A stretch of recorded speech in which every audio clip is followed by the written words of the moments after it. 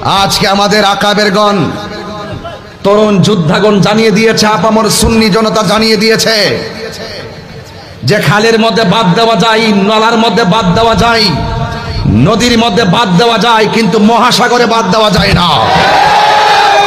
এই দেশে শতকরা 85% হলো তরিকাপন্থী। আমরা বারবার বলি যে যারাই ক্ষমতায় আসে আমাদের তরিকাপন্থীদের ভোটেই কিন্তু তারা ক্ষমতায় আসে, কিন্তু আমরা তরিকাপন্থীরা বারবার অবহেলার পাত্র হয়েছি।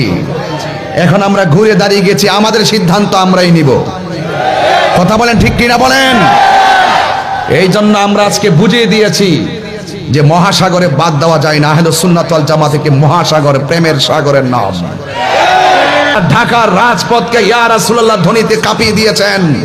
ইনশাআল্লাহ পরিষ্কার, আগামীতে শুধু কর্মসূচি ঘোষণা হবে, কোনো অনুমতির প্রয়োজন হবে না। যেখানে কর্মসূচি ঘোষণা হবে সেখানে সরাসরি মহাসমাবেশ হবে। অনুমতির ধন্না আর সুন্নিরা ধরবে না। কথা বলেন, ঠিক কিনা?